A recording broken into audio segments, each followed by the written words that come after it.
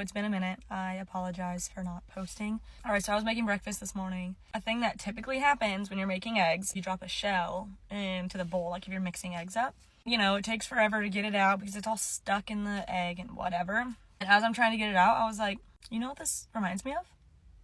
Sin. It's so easy when the shell breaks and it falls into the egg. But then getting it out is so much harder. And that's how sin is. I feel like we treat it as if it's like, no big deal. I'm just falling into sin. When I want to get my life together, I'll get out of it and I'll turn my life around.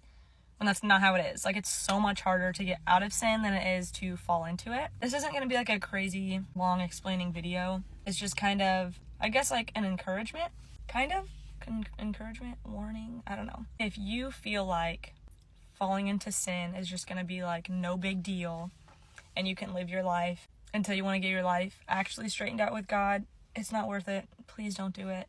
It's so much harder to get out. Then you'll be years down the road wishing you never did that one thing, or you never put up with those friends, or you never fell into that lifestyle. I just would encourage you, even when it's difficult, to not sin, to be different, to stand out. It's very hard on days, but sin's not worth it. I feel like a lot of people view sin as like you get to live freely because you get to do whatever you want, you get to have fun. Living in sin is not free. That's living in bondage, and bondage is not free.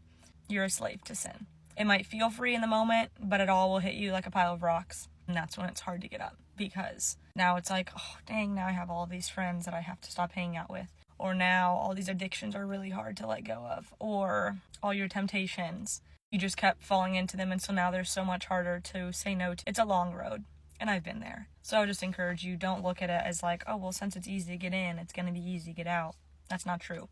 And God can rescue you from that 100%, but it doesn't mean it's an easy road.